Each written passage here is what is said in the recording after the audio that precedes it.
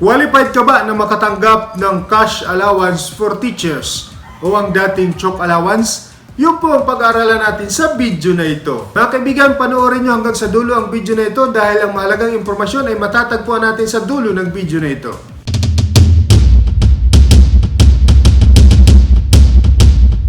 Magandang araw po mga kaguro, kaibigan at kaempleyado. Ito po ulit ang inyong lingkod sa Atty. Resty Tubayas Adarayan na palaging nagpapaalala sa inyo that ignorance of the law excuses no one from compliance therewith. Kaya palagi kang tumutok sa ating YouTube channel para marami kang makuhang kaalaman. Come on! Kaibigan, kung bago ka pa lang sa panonood sa ating YouTube channel, huwag niyong kalimutan na mag-subscribe at mag-like para tumaas ang ating ranking sa YouTube. At makakalimutan na i-hit ang notification bell para palang updated sa ating mga bagong upload na video.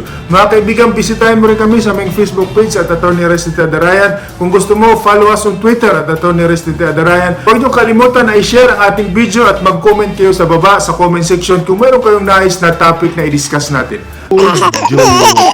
Joke ba yun? Anak, halika rito. Hindi ka ba nahiya? Linis ako rito ng linis. Ikaw naman, naglalaro lang dyan. Nay, hindi po ba mas nakakahiya kung ako po ang maglilinis, tapos kayo po ang maglalaro?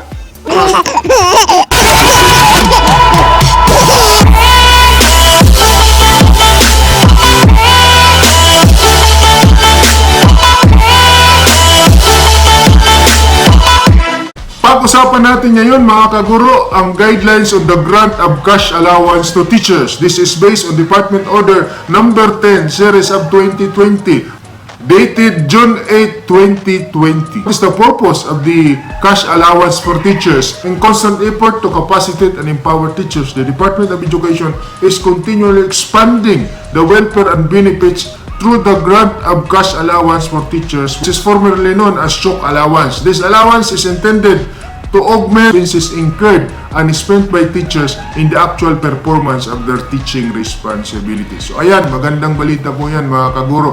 Binibigyan tayo ng Department of Education ng cash allowance to augment our expenses for the actual performance of our duties. So mayroon tayong pambili ng ating mga instructional materials and other materials na gagamitin natin sa ating pagtuturo. Ano naman ang tatanggapin ng ating mga kaguro bilang cash allowance?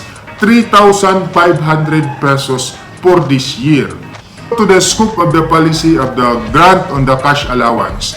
The cash allowance shall be granted to all permanent and provisional teachers, including the alternative learning system mobile teachers and ALS coordinators in all public, elementary, junior, and senior high school teachers and community learning centers who are in service in the Department of Education for the current school year and shall be assigned with one teaching load. So po mga kaibigan, kailangan meron kayong one teaching load to be entitled to the cash allowance. Ano naman ang hindi makakatanggap ng cash allowance? Yung public school teachers are not entitled for the grant of cash allowance. Those with no teaching load and performing non-teaching functions, so hindi sila entitled. Those who are in absence without official leave or a whole indefinite sick leave of absence in maternity leave and study leave within the current school year. Number 3, those who are found guilty of an offense in connection with their work and meted the penalty in the previous school year. And those who are no longer in service as an official start of the current school year.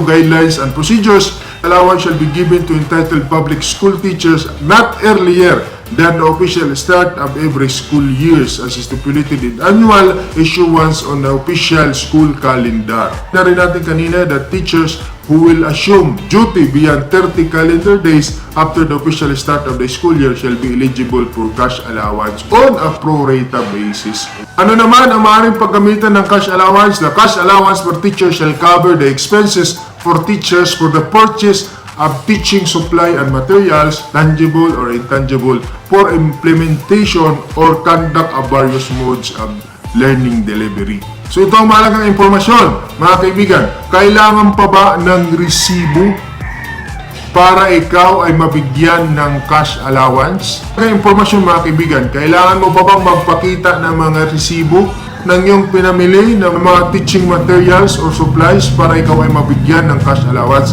Hindi na po, because according to this department order, seat allowance shall be considered as an outright expense. Presentation or submission of bills and receipts shall not be required. So yun po mga kaguro, kaibigan at empleyado, inaasahan ko po na nakatulong po ako sa inyo. Tuloy kayo na manood sa ating YouTube channel. Mabuhay po kayo. God bless us all. I love you all.